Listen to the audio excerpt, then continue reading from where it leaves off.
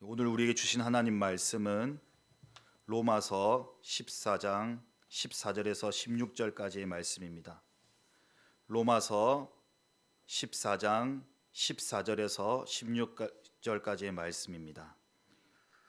우리 한 목소리로 읽겠습니다. 시작. 내가 주 예수 안에서 알고 확신하노니 무엇이든지 스스로 속된 것이 없으되 다만 속되게 여기는 그 사람에게는 속되니라. 만일 음식으로 말미암아 내 형제가 근심하게 되면 이는 내가 사랑으로 행하지 아니함이라.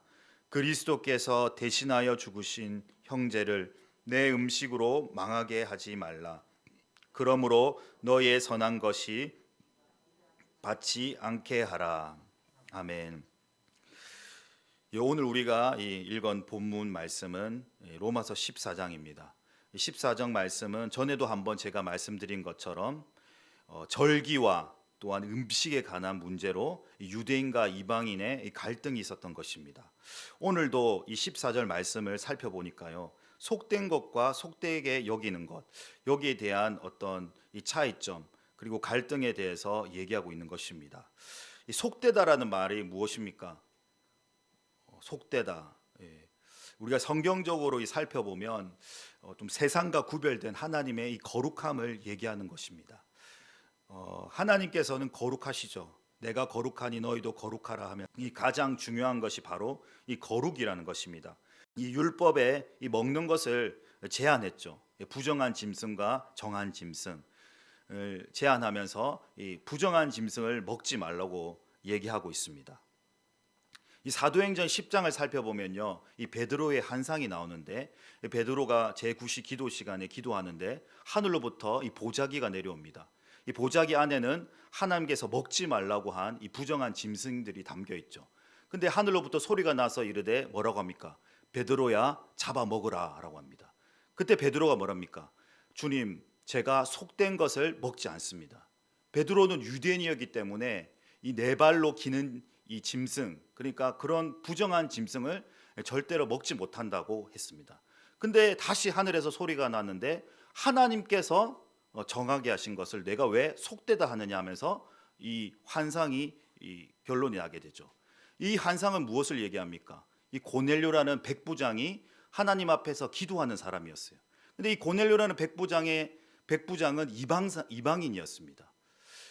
그래서 이 베드로가 이 환상을 보고 이 고넬료 백부장에게 가는 이 내용이 담겨진 것은 이방인에게도 하나님께서는 복음의 문을 열어주셨다.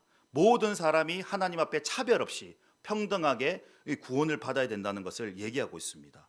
오늘 이 14장도 하나님 앞에서 구원받은 백성은 이 음식의 문제로 인해서 이 갈등을 일으켜서는 안 된다는 것입니다. 무엇이든지 스스로 속된 것이 없으되 다만 속되게 여기는 그 사람은 속되니라라고 합니다. 속되다고 여기는 그 사람이 속되라는 거예요. 내가 알고 있는 이 하나님에 대한 이 지식, 또 신앙의 어떤 잣대가 있잖아요. 그런 걸로 상대방을 판단하고 비방하는 것이 과연 옳은가라는 것을 우리에게 도리어 질문하고 있는 것입니다.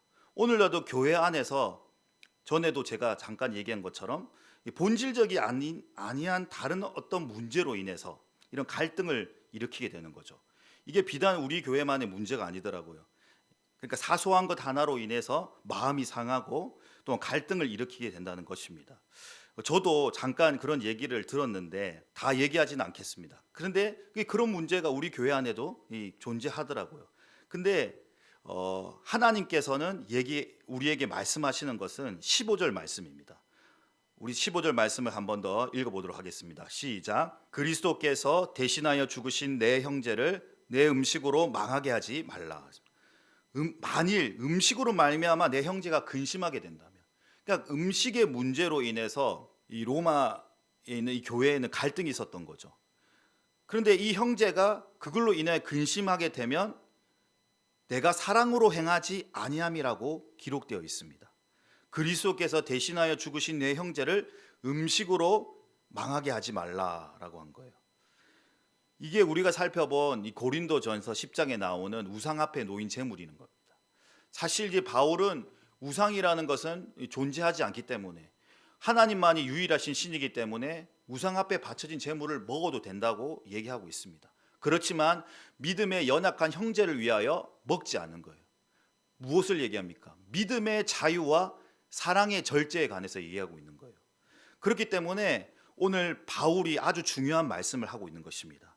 15절 말씀에 이는 내가 사랑으로 행하지 아니함이라는 거예요. 우리가 어떤 사람을 판단하고 정죄하는 그 마음의 동기가 어디로부터 발현된다는 것입니까? 하나님께서는 우리의 마음의 중심과 동기를 살펴보는 줄로 믿습니다.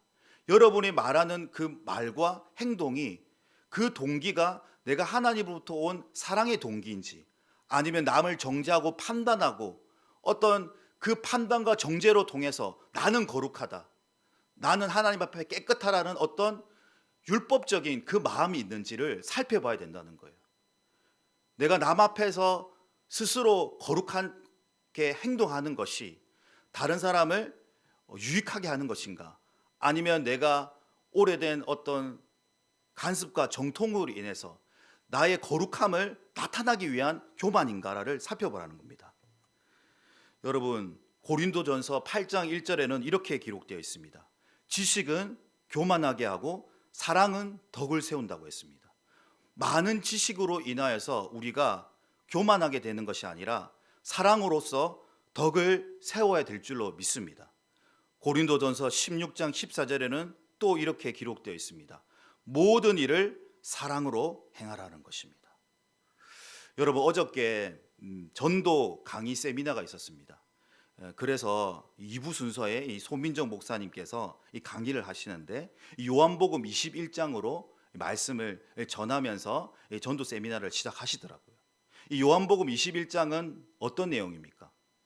사실 요한복음이 20장으로 끝나죠. 이 책을 기록한 목적은 많은 사람들이 생명을 얻고 더 풍성히 얻게 여기는 그 요한의 마지막 인사로 끝납니다. 근데 21장은 사실 요한복음의 부록과 같은 에필로그와 같은 겁니다. 어떤 내용이죠? 부활하신 예수님께서 베드로를 찾아옵니다. 베드로는 예수님을 부인하고 자기는 이제 물고기 잡으러 다시 고향으로 내려갔죠. 근데 자신을 부인하고 배반한 베드로를 다시 찾아와서 예수님께서 베드로에게 어떻게 질문하십니까? 내가 이 사람들보다 나를 더 사랑하느냐? 이 사랑에 관한 질문을 3번 이상 묻는 거예요. 그러면서 베드로는 그 사명을 다시 한 번 더 회복하고 사명의 자리를 감당하게 된다는 것입니다. 여러분, 저는 이 설교를 들을 때마다 계속해서 눈물을 흘릴 수밖에 없습니다. 하나님은 항상 우리가 사랑으로 이제 표현하고 있죠. 그 사랑의 결정체가 바로 예수 그리스도입니다. 예수 그리스도는 제자들을 어떻게 사랑했습니까? 끝까지 사랑한 것입니다. 끝까지 사랑하시고 베드로에게 그 배신당한 것을 묻지 아니하시고 오히려 사랑을 다시 한 번 더 물으면서 사명의 자리로 다시 베드로를 불러 일으킨다는 것입니다. 여러분, 우리도 예수님의 사랑을 본받아서 형제를 근심먹게 하는 자입니까? 아니면 형제를 세우는 자입니까를 살펴봐야 될 줄로 믿습니다. 이는 내가 사랑으로 행하지 아니하는 거예요. 우리의 마음의 중심과 동기를 항상 살펴보고 점검해야 될 줄로 믿습니다. 청교도 신앙인들은, 신앙의 자유를 찾아온 이 청교도 신앙인들은 자신의 신앙을 항상 점검했어요. 여러분, 구약의 욥은 어떤 사람이 있어요? 항상 하나님 앞에서 자신을 점검하는 사람이었어요. 하나님 앞에 어떤 악을 행하였는지 살펴보는 사람이었어요. 근데 오늘날 우리들은 그런 자신을 살펴보는 것들이 너무나 없는 거예요. 내가 무심코 내뱉은 그 한마디가 많은 성도들에게 상처를 일으킬 수도 있고, 내가 무심코 한 행동들이 많은 이들에게 상처를 일으킬 수가 있다는 거예요. 그렇기 때문에 우리는 항상 내 마음의 중심과 동기를 살펴봐야 될 줄로 믿습니다. 우리가 말씀을 매일 왜 읽고 기도를 합니까? 자신을 점검하고 자신을 말씀으로 깨끗하게 하는 것입니다. 이것을 통하여서 우리가 하나님의 사랑의 통로로서 하나님께 쓰임받기 위해서 말씀을 읽고 예배를 드리고 기도하는 줄로 믿습니다. 근데 우리가 율법인처럼, 유대인처럼 그냥 형식적으로 기도하고 예배드리고, 그리고 예배에서는 거룩한 손을 들고 찬양하고 하나님을 사랑한다 고백하지만 우리의 삶에서 이런 사랑의 동기가 나타나지 아니한다면 많은 형제가 근심하게 되고 그걸로 인하여서 실족하게 된다는 것입니다. 그래서 사도 바울은 어떻게 얘기하고 있습니까? 그리스도께서 대신하여 죽으신 형제를 내 음식으로 망하게 하지 말라는 거예요. 모든 일을 사랑으로 행하라는 것입니다.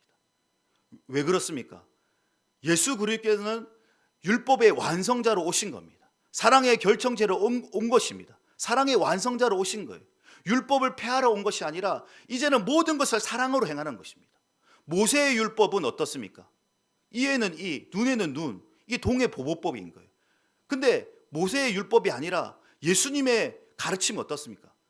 내 원수를 사랑하라는 거예요. 오른뺨을 치거든 왼뺨을 돌려대고, 겉옷을 달라 하거든 속옷을 내고, 오리를 가자고는 십리를 내는 그 예수님의 가르침의 본질은 무엇입니까? 모든 이들을 사랑으로 행하라는 거예요. 할렐루야. 우리가 사랑으로 행할 때에 하나님 나라가 우리 가운데 임할 줄로 믿습니다. 오늘 이 시간 말씀을 듣고 회개함으로써 하나님 아버지, 내가 혹시 내 말과 행동을 통하여서 내 형제자매를 실족한 일이 있습니까? 주님 용서하여 주시옵소서. 나의 마음을 깨끗하게 하여 주시고 모든 일을 사랑으로 행할 수 있도록 주님 나를 붙들어 주시옵소서. 이렇게 기도할 수 있는 저와 여러분이 되기를 예수님의 이름으로 축복합니다.